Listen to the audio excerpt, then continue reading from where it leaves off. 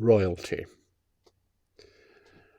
I'm prompted to talk about this because yesterday evening, Queen Elizabeth II of England and Great Britain died at the age of 96, the longest serving British monarch in history, after a very rich and duty-filled and warm and effective rule.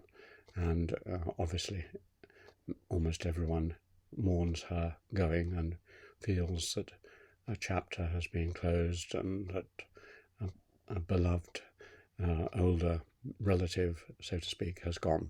So this prompted me to think about my feelings about royalty over my life. I've never really questioned the value of the British having a royal family. I suppose this was instilled into me at school when, particularly as I began to learn British history, it would have been empty without the kings and queens about whom we learnt. And likewise our literature, in particular Shakespeare, would have been far poorer without their presence. There were bad kings and good kings and queens, and we learnt about them all. But we never really doubted that a constitutional monarchy, that is the kind where the ruler is under the constitution and under the crown and under the law, bounded but still very important, that was a very good form of political system.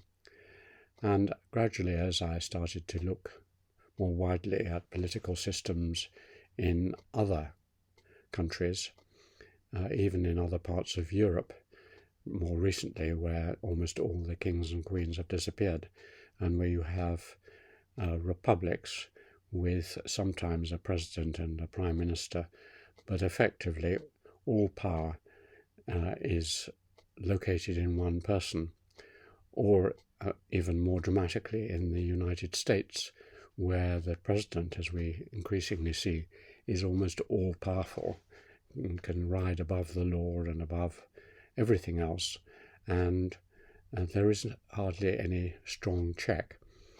As I looked at all these systems, as I looked at Asia, in China and Japan and so on, I began to see that if you can divide supreme power, the power right at the top, as much as possible, that is a safeguard.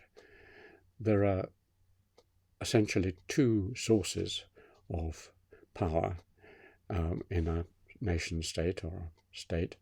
One is military force, and that is represented, for example, in Japan, traditionally for much of Japanese history, by the head of the army, the shogun. And so he was the ruler of the military and practical side. But then there is also the symbolic, ritual, affection, emotional side of a power, and that is just as important, and that can be held by someone else. In Japan again, it was the emperor in Kyoto who was the symbolic unifier of Japan, while the shogun in Edo or Tokyo was the military head, and that was continued. And some people trace the disasters of 20th century Japan to the fact that after the restoration of the emperor, the Meiji emperor, in about 1868, then Japan unified these things and the emperor became all-powerful, too powerful. And this seems also to be the case in other places where you've abolished the crown, thinking it old-fashioned or obstructionist or unfair that one family should inherit lovely houses and good wine cellars and the rest. But when you do that, and it seems in the short term, why not, and distribute their wealth more widely? We are a meritocratic civilization where you get your position through your individual virtue and individual intelligence and activities. Why should we have mixed into it this status-based system that just through your blood? It's nowhere else evident in our system. We don't even have a blood nobility. We have an aristocracy, which is different. So why in this one instance should we have a family that inherits all this? And so on the surface, that seems a reasonable argument. But when you consider the practical consequences and you look at what has happened in republic after republic, Italy, France, America, as I have mentioned, it doesn't lead to greater stability for the people, and it leads to overweening power among politicians who often in theory are elected, but the weaknesses of democracy means that they soon can forget their promises or whatever and get on and consolidate power. So if all power corrupts, as it tends to do, then having another set of power which is alongside, and this balance can be seen even now in traditions such as happened just before the Queen died, where the past Prime Minister came to tender his resignation and the new one took up her job, was asked. And the ceremonial and the ritual that is associated with that, with the opening of Parliament, with royal weddings and other things, seems not out of place. It feels a little strange, but it's not out of place in a civilization which prides itself on being the origins of modern democracy.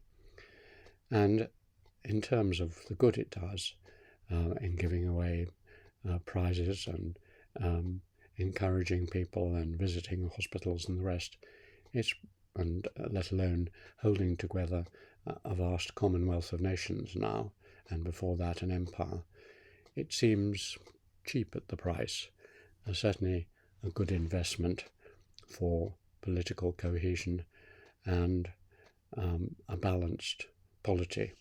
So I wish the successor, Charles III, who was educated in my University of Cambridge, and I taught, or at least lectured to his younger brother Edward, and so royalty in some way I feel is associated with my life through the university, and even more so through the fact that King's College, where I am a fellow, was founded by a king, Henry VI, and its great chapel built by Henry VI, 7th and 8th, and the Queen was the patron of the college and even occasionally came to the carol service and for many years sent a telegram on our birthday, in other words, the Founders' Day feast. We'd read out a telegram of greetings from Queen Elizabeth.